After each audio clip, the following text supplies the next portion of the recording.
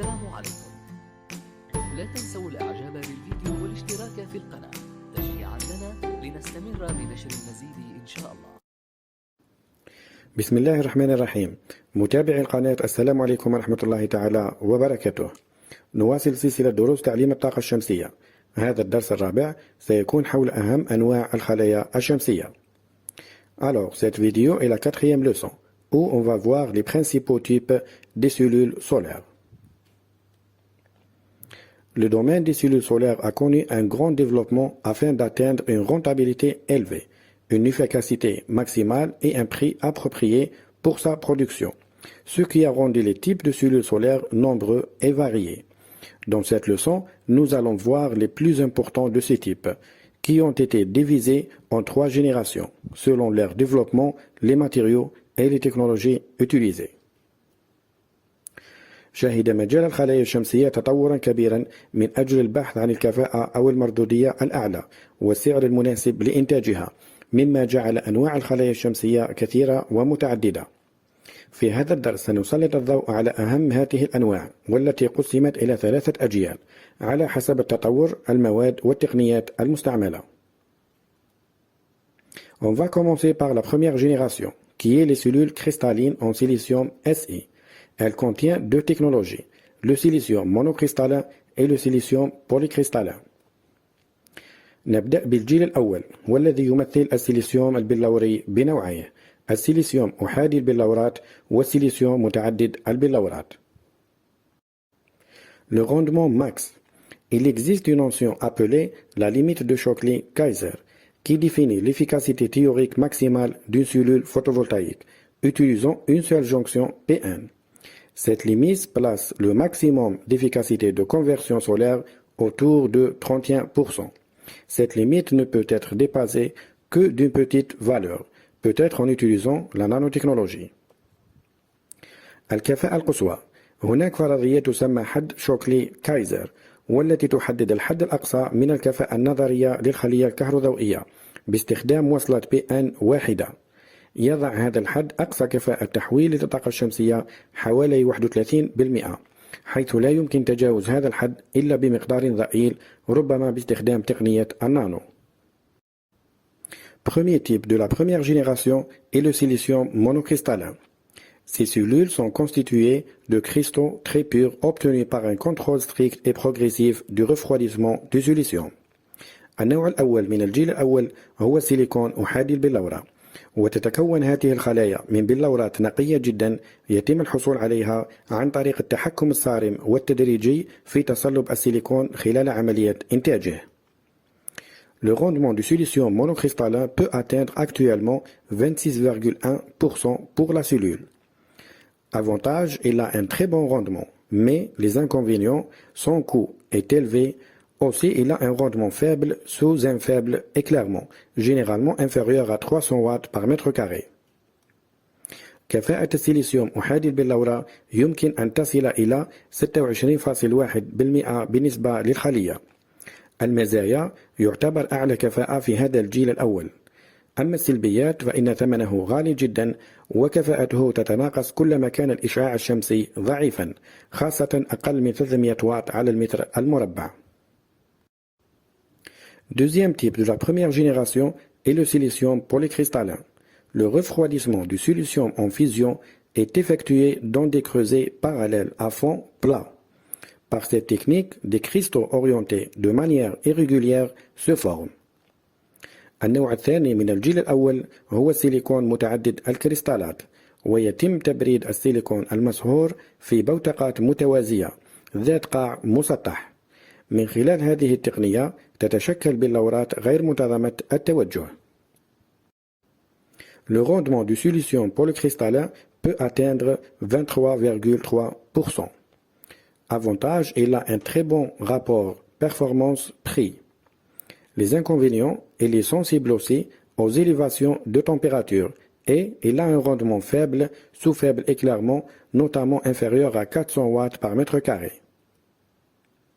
كفاءة السيليسيوم متعدد البلورة يمكن أن تصل إلى 23% بالنسبة للخلية. أما المزايا فهو لديه نسبة أداء على السعر جيدة جدا، السلبيات لديه حساسية تجاه ارتفاع درجة الحرارة وكفاءته تتناقص كلما كان الإشعاع الشمسي ضعيفا خاصة أقل من 400 واط على المتر المربع. Deuxième génération, les couches minces, où le semi-conducteur est directement déposé par vaporisation sur un matériau support, du verre par exemple. Le silicium amorphe ASI, silicium non cristallisé de couleur gris foncé, le sélénium de cuivre indium CIS et le tellurure de cadmium CDTE font notamment partie de cette génération. الجيل الثاني من الطبقات الرقيقة حيث يتم ترسيب أشباه الموصلات مباشرة عن طريق التبخير على مادة داعمة مثلا الزجاج. في هذا الجيل يوجد 3 أنواع: السيليكون غير المتبلور أمورف SE، والسيلينيوم النحاسي إنديوم CES، وتيليريود الكادميوم CDTE.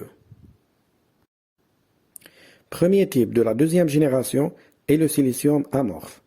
Possibilité de le déposer par un procédé plasma à basse température sur de grandes surfaces, mais il se caractérise par une structure désordonnée, ce qui pénalise ses propriétés électroniques.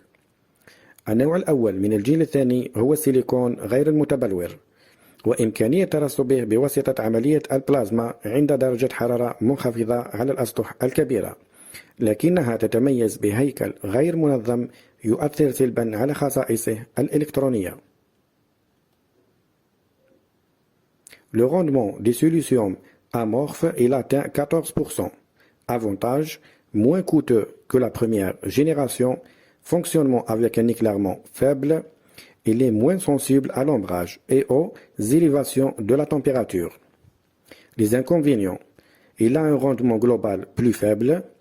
Son rendement est faible sous un éclairement direct et diminution des performances avec le temps, qui est connu par l'effet de Steiber-Roski pour le silicium amorphe hydrogéné. تصل كفاءة السيليسيوم الغير بلوري إلى 14% بالنسبة للخلية. المزايا: أقل تكلفة من الجيل الأول، يعمل في الإشعاع المنخفض، وأقل حساسية للتظليل وارتفاع درجة الحرارة. أما السلبيات: انخفاض الكفاءة الكلية، كفاءة منخفضة تحت الإضاءة المباشرة، وأيضا انخفاض في الأداء بمرور الوقت أو ما يعرف بتأثير ستايبر-روسكي، خاصة بالنسبة لمادة السيليسيوم الغير بلوري الهيدروجيني. Deuxième type de la deuxième génération est le CIS ou CEGS avec l'élément de gallium et CDTE qui présente de très bonnes performances et meilleures concurrentes de la première génération, mais la toxicité du cadmium reste problématique pour sa production. النوع الثاني من الجيل الثاني هو CES أو CEGS مع عنصر الغاليوم والCDTE اللذان يتمتعان بأداء جيد جدا ومنافسين أفضل من الجيل الأول، لكن عنصر الكادميوم الذي يعتبر سام لا تزال تمثل مشكلة في إنتاجه. Le rendement des CIS il peut atteindre 23,4% et CDTE 21,1%. Les avantages de cette technologie: fonctionnement avec éclairement faible, moins sensible à l'ombrage et aux élévations de la température, possibilité de créer des panneaux souples, mais les inconvénients sont rendement moindre sous éclairement direct, diminution de performance avec le temps et leur durée de vie est moins grande que les cellules cristallines.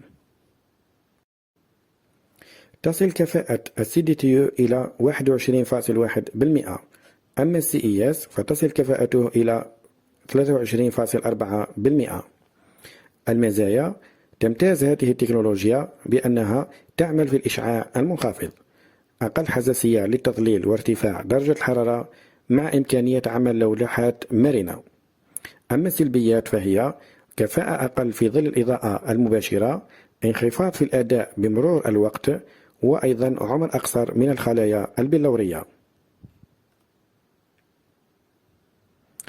Troisième génération. Cette génération, elle contient plusieurs types de cellules.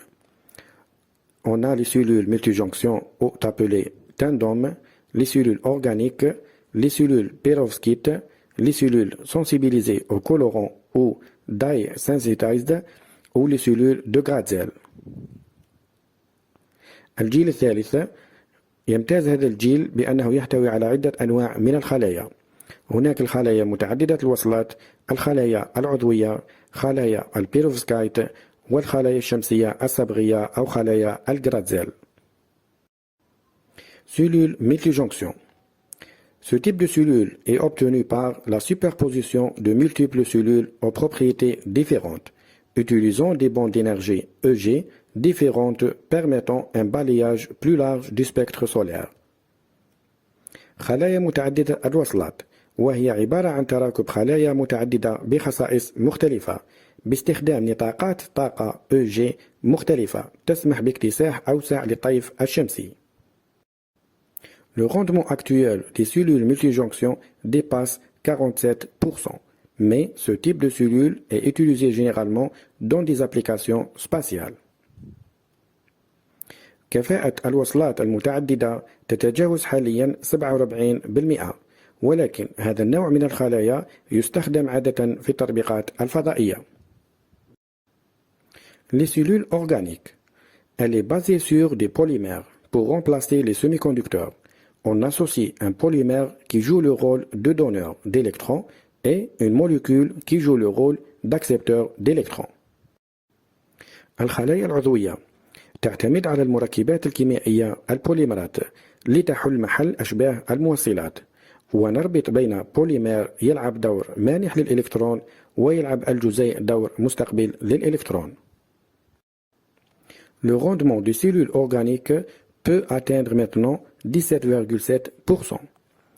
Leurs avantages, faible coût financier et énergétique, elles s'intègrent facilement à des structures souples.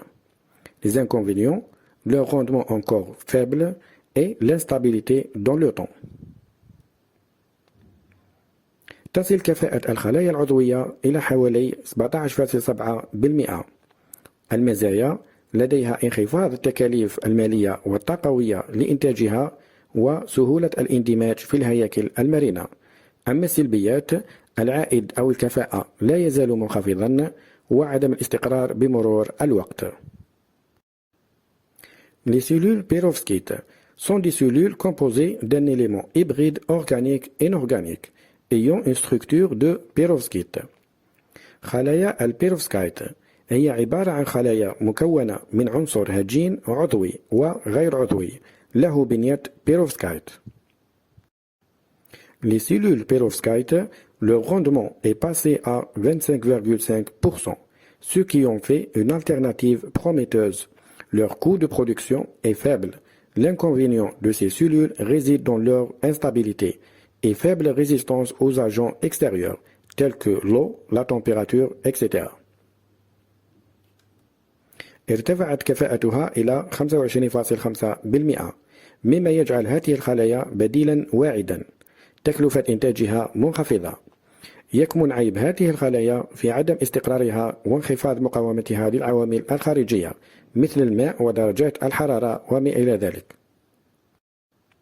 Les cellules solaires photosensibles, parfois appelées cellules Gratzel, ou en anglais dye sensitized, est un système photoélectrochimique inspiré de la photosynthèse végétale.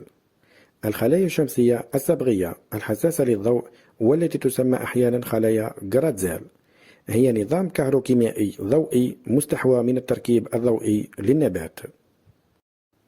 Le rendement de ces cellules atteint 12,3%. Elles possèdent un certain nombre de caractéristiques attrayantes. Il est facile à réaliser en utilisant des techniques d'impression traditionnelles et ils sont semi-flexibles et semi-transparentes et offrent une variété d'utilisations non applicables au système à base de verre. Mais son inconvénient est l'électrolyte liquide qui présente un sérieux défi pour créer une cellule adaptée à une utilisation par tous les temps. هذه الخلايا تصل كفاءتها إلى 12.3%. لديها عدد من الميزات الجذابة. من السهل صنعها باستخدام تقنيات الطباعة التقليدية، وهي شبه مرنة وشبه شفافة، وتقدم مجموعة متنوعة من الاستخدامات التي لا تنطبق على الأنظمة القائمة على الزجاج. ولكن عيبها هو السائل المنحل بالكهرباء الذي يمثل تحديا خطيرا لإنشاء خلية مناسبة للاستخدام في جميع الأحوال الجوية. Voilà, c'était la fin de cette leçon. Merci, à la prochaine vidéo. كان هذا درس اليوم متابعينا الكرام. إذا استفدتم لا تنسوا الإعجاب والاشتراك والتفاعل. شكرا، إلى الدرس القادم إن شاء الله.